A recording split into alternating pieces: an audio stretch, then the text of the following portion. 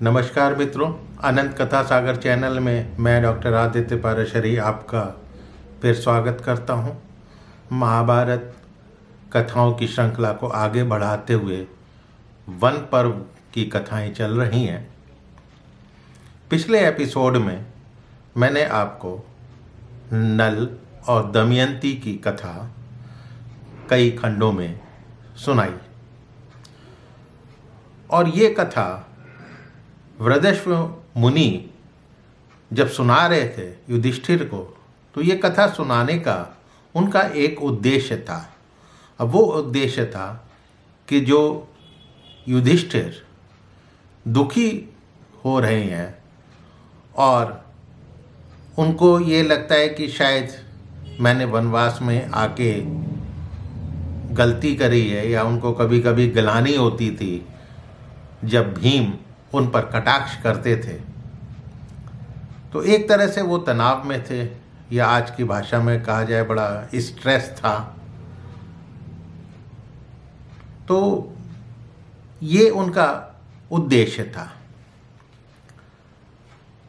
तो उसके बाद जब उन्होंने वृषभ मुनि ने पूरी कथा सुना ली, फिर युधिष्ठिर को समझाया कि देखो, इस कथा पर ध्यान देकर सोचो कि राजा नल ने अकेले ही इतना महान दुख प्राप्त किया था,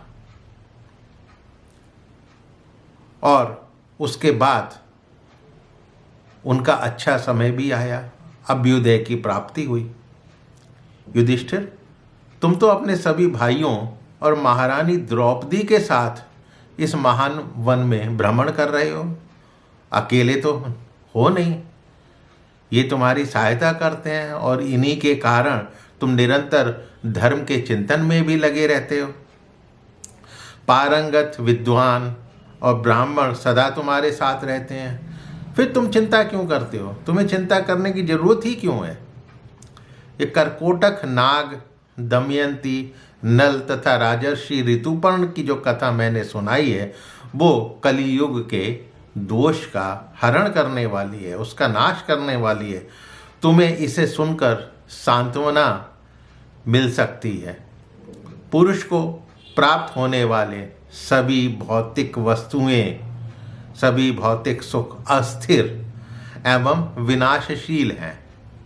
जब प्रारब्ध प्रतिकूल होता है, या कहा जाए समय खराब होता है, और पुरुषार्थ निष्फल होता है, कुछ काम करने से उसका फल प्राप्त नहीं होता, उस समय भी सत्व गुण का आश्रय लेने वाले मनुष्य अपने मन में दुख नहीं लाते, कोई विषाद नहीं करते हैं।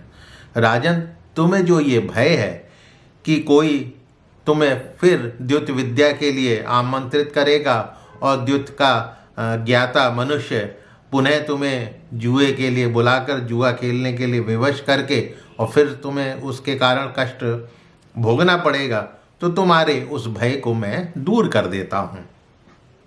मैं तुम्हें द्युत विद्या के संपूर्ण रहस्य तुम्हें बताता हूँ, तुम उसको ग्रहण करो। तब युधिष्ठिर बोले, भगवान, मैं भी द्युत विद्या के रहस्य को यथार्थ रूप से जानना चाहता हूँ। तब वृषभ मुनि ने युधिष्ठिर को द्युत विद्या का रहस्य बताया और अश्व विद्या का भी उपदेश दिया, और उसके बाद वो स्नान करने के लिए चले गए। अब मुनि के जाने के बाद युधिष्ठिर को तपस्वी ब्राह्मणों से ये समाचार मिलता है कि भाई अर्जुन जो है वायु का आहार करके निराहार रह रहे हैं और कठोर तपस्या में लगे हुए हैं। ये सुनकर युधिष्ठिर फिर दुखी होने लगते हैं। लेकिन युधिष्ठिर द्युत विद्या के रहस्य को जानकर प्रसन्न भी थे और भीम के साथ उस प्रसन्नता को व्यक्त किया। लेकिन अर्जुन को लेकर वो भीम से बोले कि मैं तुम्हारे छोटे भाई अर्जुन को कब देखूंगा, वो मेरे लिए इतनी कठोर तपस्या कर रहे हैं। द्रौपदी सहित सभी भाई अर्जुन के तपस्या करने को लेकर, उनके कष्टों को लेकर अलग अलग दुखी हो रहे थे, अलग अलग तरीके से अपने विचार प्रकट कर रहे थे, अपने दिल के उद्गार प्रकट कर रहे थे, सभी कह रहे थे कि अर्जुन के बिना हमें अच्छा नहीं लगता है। तभी वहाँ पर देवर्षि नारद मुनि प्रकट हो जाते हैं, तो पांडव जो हैं उनका उठकर सत्कार करते हैं। तो अब नारद मुनि के वहाँ पे प्रकट होने का उद्देश्य क्या था, क्यों नारद मुनि वहाँ पर आए थे, ये जानने के लिए अगला एपिसोड का इंतज़ार करें। और हाँ, मेरी कथाएं पसंद आ रही हो तो मेरे चैनल को सब्सक्राइब करना मत भूलिएगा, और अपने इष्ट मित्रों से है, अपने बच्चों को इसके साथ इसको शेयर अवश्य करेगा। तो मिलता हूँ अगली कथा को लेकर अगले एपिसोड में कि नारद जी का उद्देश्य क्या था। तब तक के लिए नमस्कार।